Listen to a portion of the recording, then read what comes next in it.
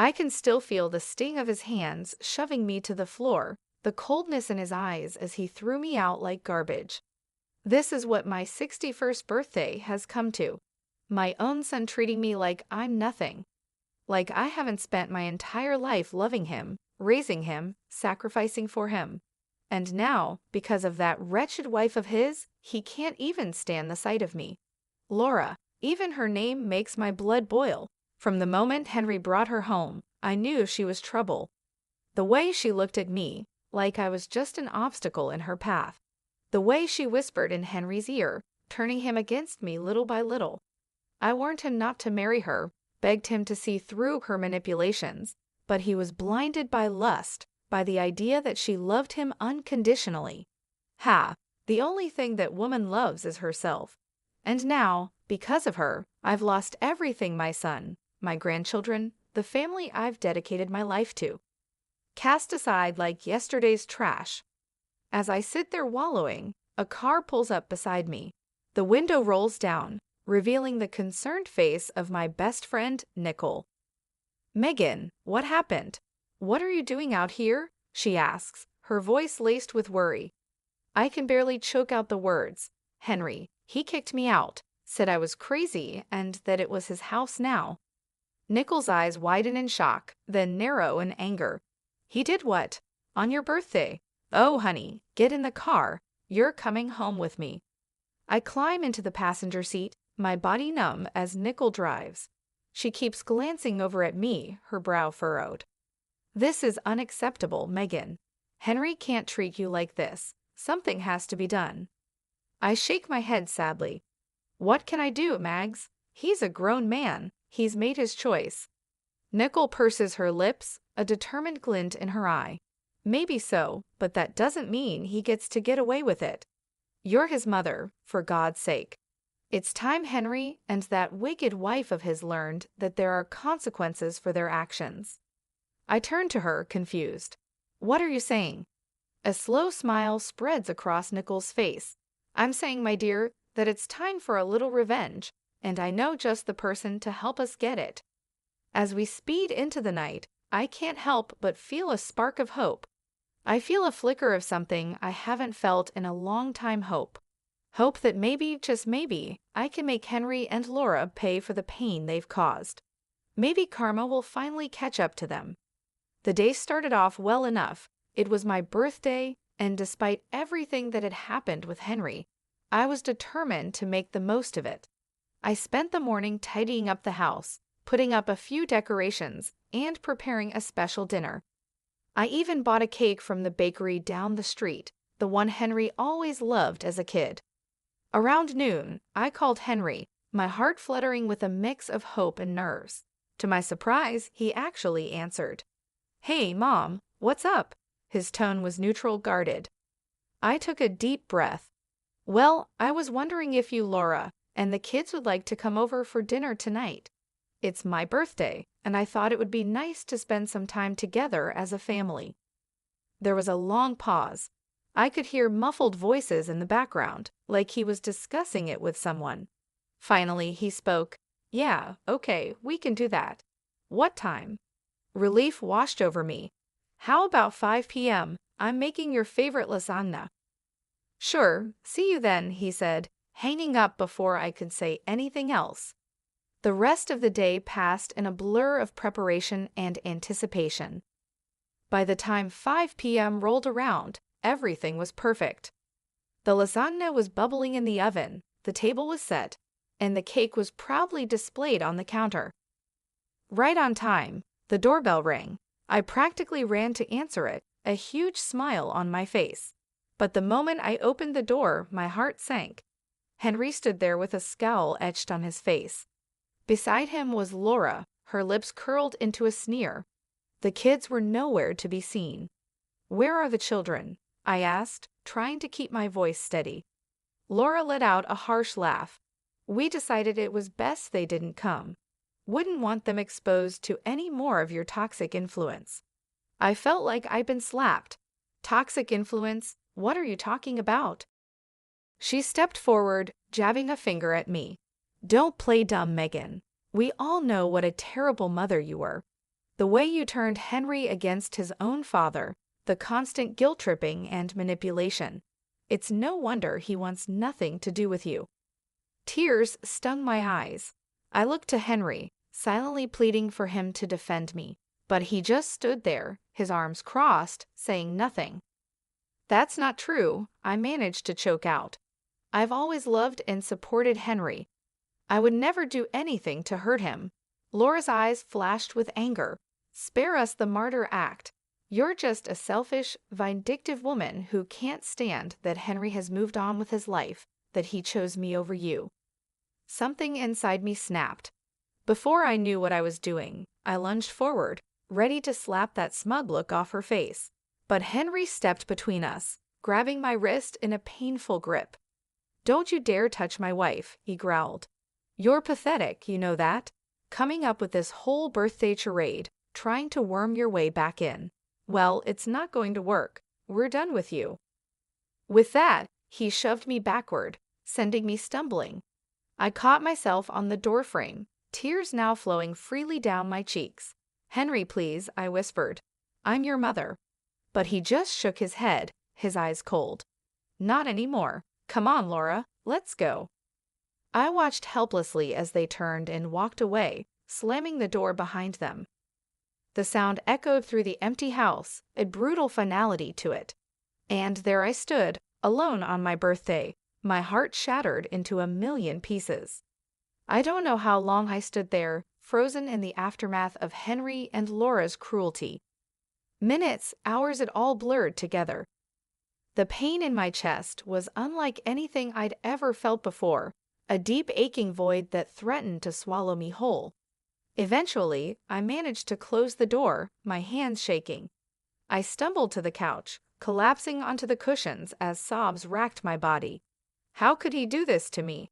My own son treating me like I was nothing, like I hadn't spent my entire life loving and caring for him. The sound of my phone ringing jolted me out of my despair. I glanced at the screen, seeing Nicole's name. For a moment, I considered ignoring it, not wanting to burden her with my problems. But the thought of facing this alone was too much to bear. I answered, my voice thick with tears. "Hello. Megan, what's wrong? Did something happen with Henry?" The concern in her voice was my undoing. I broke down, the whole sordid story spilling out between gasps and sobs. Nicole listened patiently, offering words of comfort and support. "That's it," she said firmly when I finished. "This has gone too far. Henry and Laura can't keep treating you like this. It's time for them to face some consequences." I sniffled, wiping my eyes. "What do you mean?" "I mean it's time for a little payback. They think they can just walk all over you, but they've got another thing coming. You're a strong woman, Megan. It's time to start acting like it." Her words ignited a spark within me, a flicker of anger amidst the pain. She was right. I couldn't just sit here and wallow. I needed to do something to take back control. "Okay," I said, my voice steadier now. "What do you have in mind?" I could practically hear Nicole's grin through the phone. "Meet me at the diner in an hour. I've got someone I want you to meet. Trust me, he's going to be a big help." An hour later, I was sitting across from Nicole in a booth at the local diner. She had a mischievous glint in her eye as she sipped her coffee. "So who is this mystery person?" I asked, curiosity getting the better of me. As if on cue, the bell above the door jingled. Nicole waved at someone behind me. There he is now. I turned, my eyes widening as a tall, broad-shouldered man approached our table. He had a rugged, no-nonsense look about him, like someone who had seen his fair share of trouble. "Megan, meet my brother Jack," Nicole said, gesturing for him to sit. "He's a private investigator."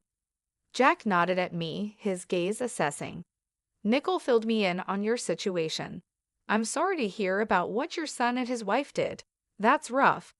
I shrugged, trying to appear nonchalant even as the pain twisted in my gut. "It is what it is, but Nicole seems to think you can help." He leaned forward, his elbows on the table. "I can. In my line of work, I've learned that everyone has secrets, skeletons in their closet. And from what Nicole's told me, I'm betting your daughter-in-law has more than a few.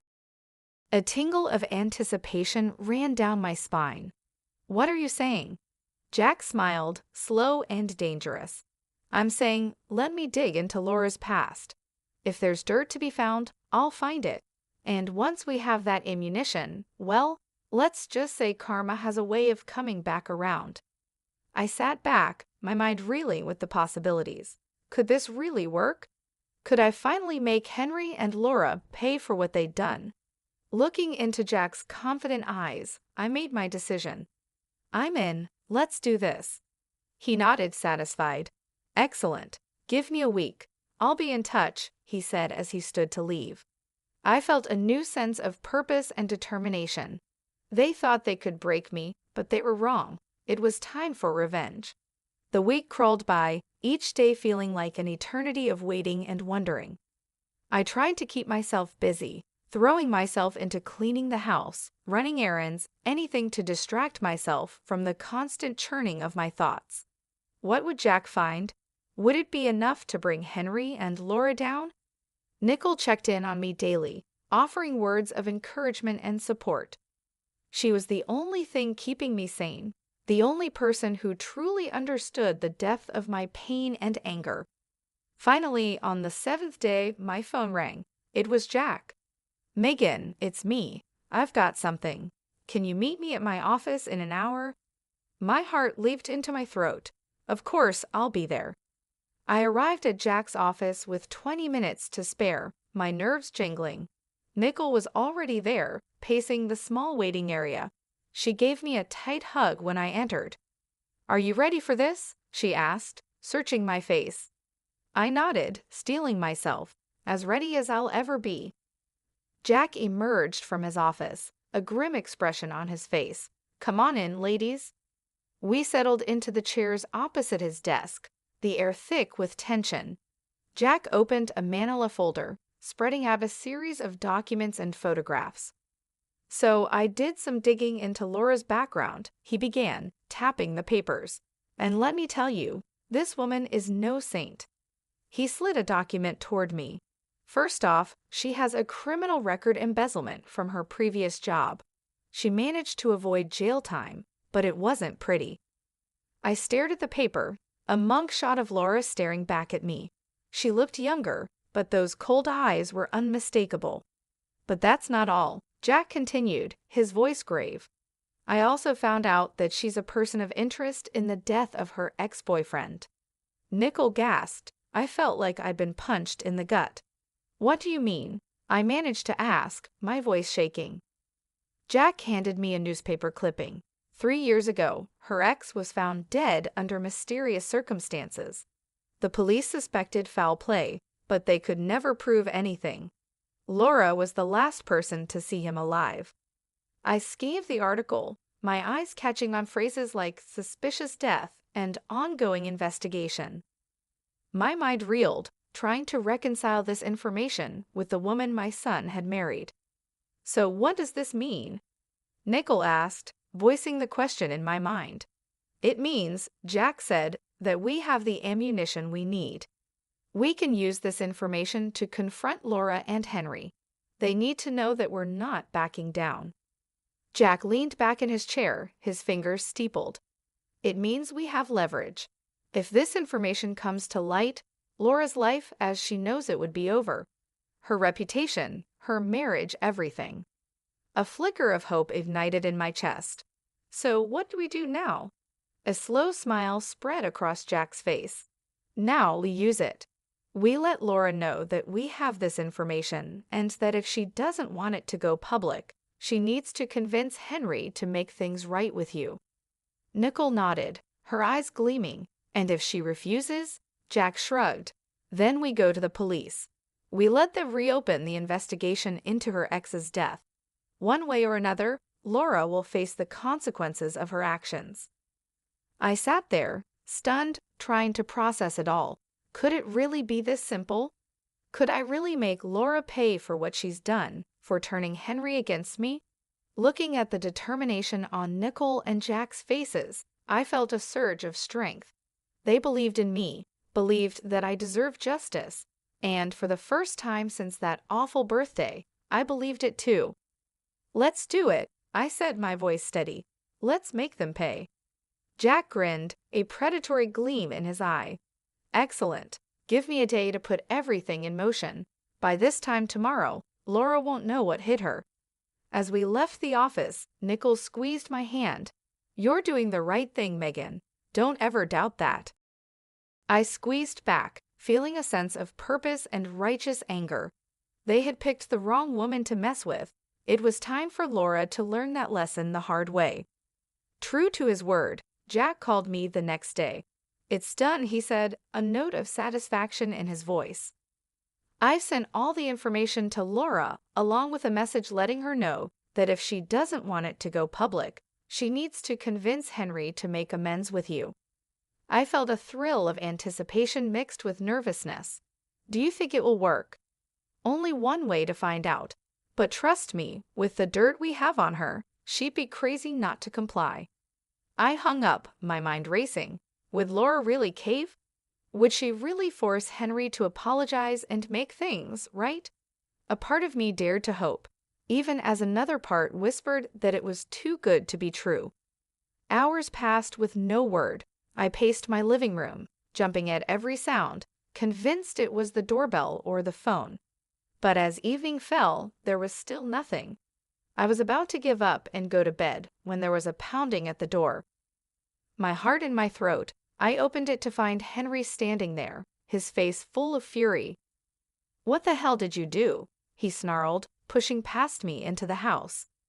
I stumbled back, caught off guard. "What are you talking about?" He turned on me, his eyes blazing. "Don't play dumb. Laura told me everything about the private investigator, about you digging up her past." "What? You thought you could blackmail her into making me forgive you?" I stood my ground, lifting my chin. "I didn't blackmail anyone. I just let her know that her actions have consequences, that she can't destroy my life and get away with it." Henry let out a harsh laugh. "Destroy your life? Are you serious? You're the one trying to destroy our marriage, our family, first with your constant guilt-tripping and manipulation, and now this." Anger surged through me, hot and bright. "I'm not the one who turned you against me, Henry. That was all Laura. She's poisoned you. Can't you see that? She's a criminal, a liar, maybe even a murderer." For a moment, Henry looked stunned, then his face hardened. "You're unbelievable. You really think I'm going to believe your crazy accusations over my own wife, the mother of my children?" "They're not accusations, they're facts. Jack found proof." "I don't care what your detective friend found," Henry roared.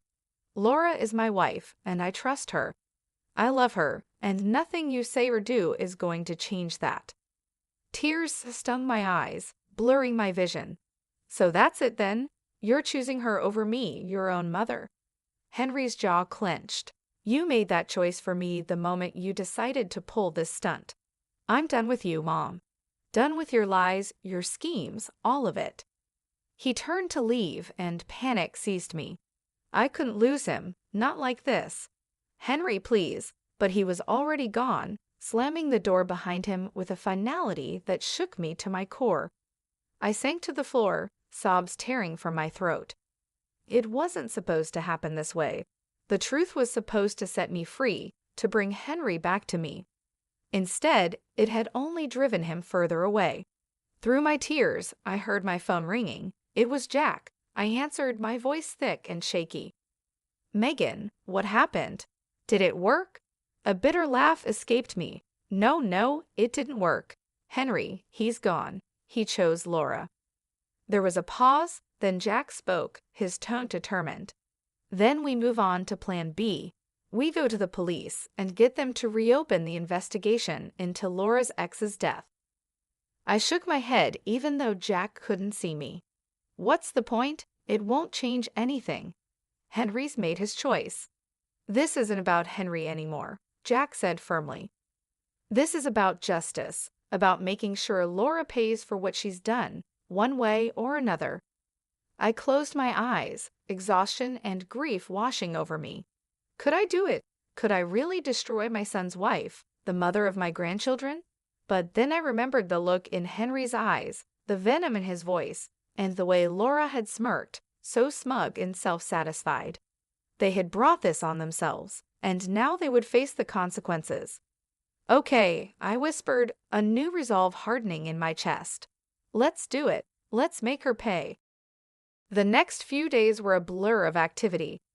Jack and I gathered all the evidence he had collected, organizing it into a neat package to present to the police.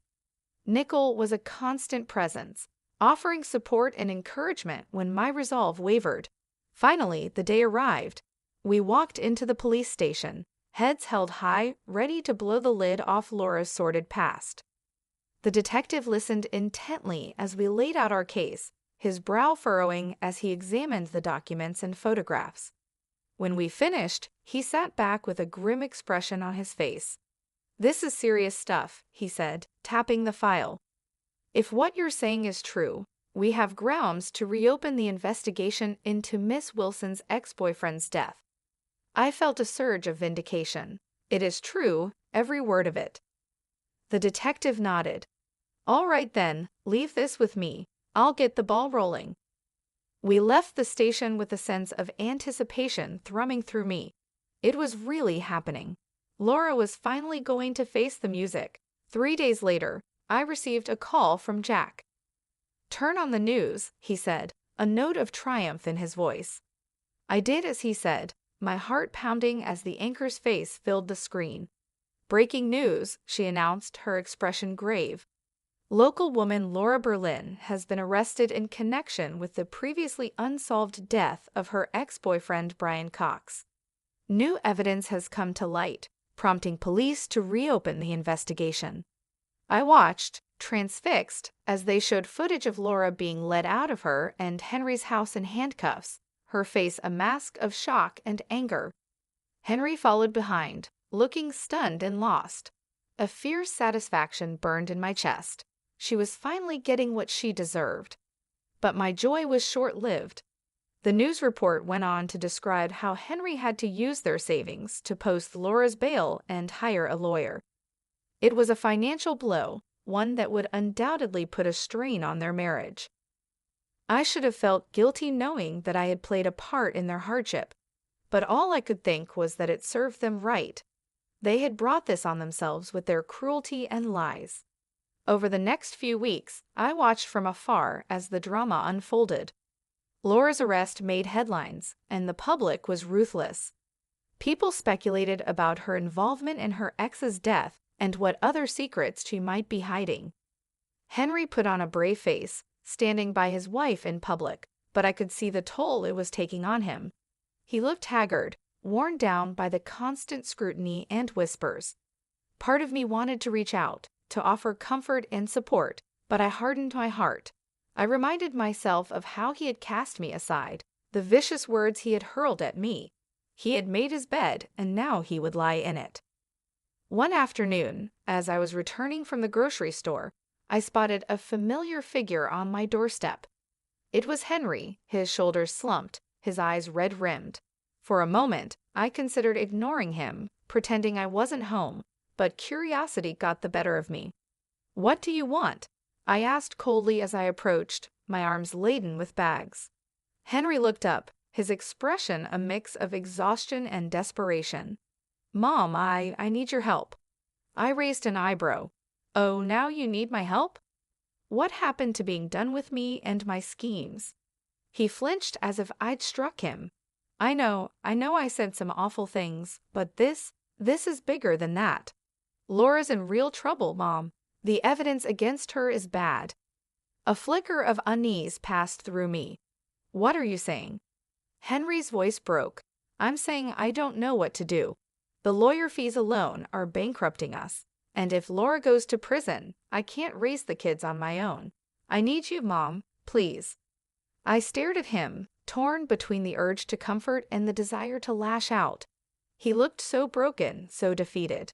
But then I remembered the pain he had caused, the way he had abandoned me. I straightened my spine, my voice like ice. "You should have thought of that before you turned your back on me. I'm sorry, Henry, but you're on your own." With that, I brushed past him, ignoring his pleas and apologies. He had made his choice, and now he would live with the consequences. A few days after Henry's desperate visit, I received an unexpected call. It was Laura's mother, her voice tight with barely contained anger. "Megan, I know we've had our differences, but I need to ask a favor," she said, the words seeming to pain her. I felt a flicker of surprise. What kind of favor? "It's the kids. With everything going on with Laura's case, Henry's struggling to keep up. He needs a break. I was hoping you could take the children for the weekend." I hesitated, torn. On one hand, the thought of spending time with my grandchildren filled me with longing. It had been so long since I'd seen them. But on the other hand, the idea of doing anything to help Henry and Laura after everything they'd done galled me. "Please, Megan," Laura's mother pressed, as if sensing my reluctance. "I know you love those kids. They need some stability right now, and Lord knows they won't get it from Henry or Laura." I sighed, my resolve crumbling. She was right. Whatever issues I had with their parents, my grandchildren were innocent. They deserved better than to be caught in the middle of this mess. "All right," I agreed. "I'll take them for the weekend, but I'm doing this for them, not for Henry or Laura." "Of course. Thank you, Megan. I'll let Henry know to drop them off Friday evening." True to her word, Henry arrived on my doorstep that Friday with the kids in tow. He looked even worse than the last time I'd seen him, his face gaunt and shadowed. "Mom," he greeted me, his voice hoarse. "Thank you for doing this. I really appreciate it." I nodded stiffly, my attention on the children. They looked up at me, their eyes wide and uncertain. "Grandma." My granddaughter cried, breaking into a smile. She rushed forward, wrapping her little arms around my waist. I hugged her back, blinking back sudden tears. "Hello, sweetheart. I've missed you." My grandson was more reserved, hovering by Henry's side. I knelt down, opening my arms. "Come here, buddy. It's okay." Slowly, he stepped into my embrace, his small body trembling. My heart ached for him, for both of them. Henry cleared his throat. "I'll pick them up Sunday evening. If anything comes up, just give me a call." I straightened, meeting his gaze coolly. "We'll be fine. Enjoy your weekend." With a final nod, he left, leaving me alone with the kids. I took a deep breath, forcing a smile. Who wants pizza for dinner? The weekend passed in a blur of laughter, games, and stories. For a little while, I was able to forget the drama and heartache, lost in the simple joy of being with my grandchildren. But all too soon, it was over. Henry arrived to collect the kids, his expression guarded as they gathered their things. My granddaughter tugged on my hand. "Grandma, can we come stay with you again soon? We had so much fun." I smiled, smoothing her hair. "Of course, honey, anytime you want." Henry's jaw tightened. "We should get going. Say goodbye, kids." They hugged me tightly, their little faces sad. I watched as they climbed into Henry's car, my heart heavy. As he prepared to leave, Henry paused and turned back to me. "Listen, Mom, about what they said. I don't want you getting any ideas. This was a one-time thing." I bristled, anger sparking. "Excuse me? You think I'm trying to turn them against you?" "Wouldn't be the first time," he muttered. I saw red. "How dare you? I have done nothing but love and support those children, which is more than I can say for you and Laura. You're so wrapped up in your own drama, you can't even see how much they're hurting." Henry's face flushed. "You have no idea what we're going through. No idea the stress, the pressure." "And whose fault is that?" I cut him off. "You chose this, Henry. You chose Laura and all the chaos that comes with her. Don't you dare put that on me." He stared at me, his eyes hard. "This isn't over, Mom. I won't let you poison my kids against me the way you did with Dad." With that, he got in the car and drove away, leaving me shaking with rage and hurt. I stood there, watching until the car disappeared from view, a cold determination settling over me. If Henry wanted to play hardball, then so be it. I was done playing nice. It was time to end this once and for all.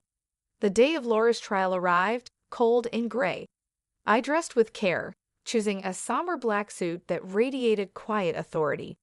Nicole picked me up, her face set with grim determination. "Are you ready for this?" she asked as we drove to the courthouse. I nodded, my jaw tight. I've been ready for a long time. We met Jack on the steps, his expression serious.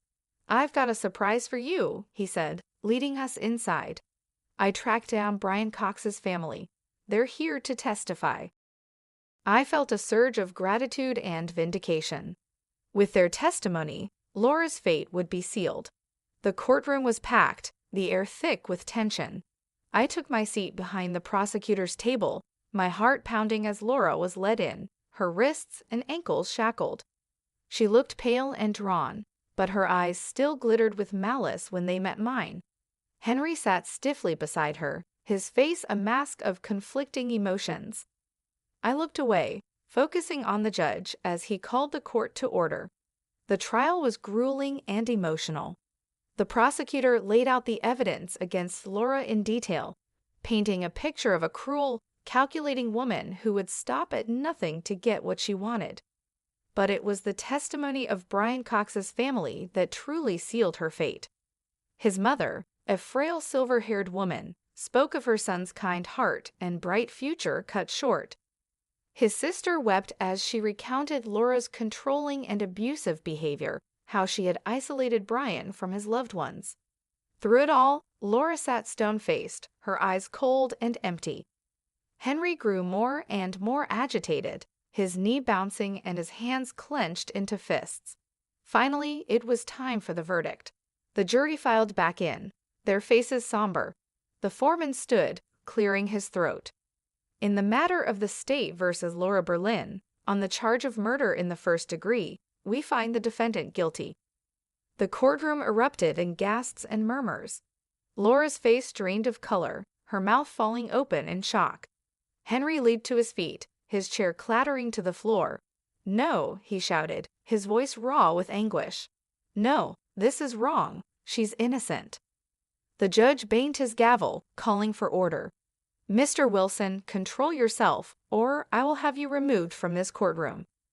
Henry subsided, collapsing back into his seat, his head in his hands. Laura turned to him, her expression desperate. "Henry, do something. You can't let them do this to me."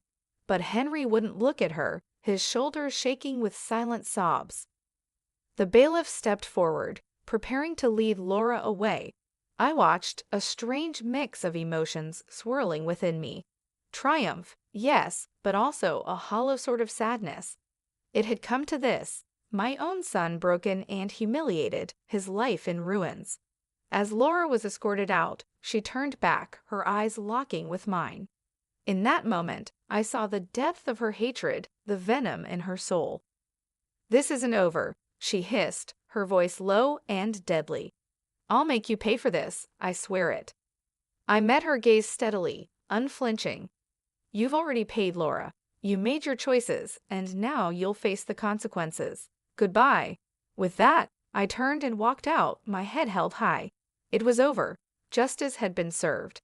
But even as relief washed over me, a sense of sadness lingered. I couldn't shake the lingering unease.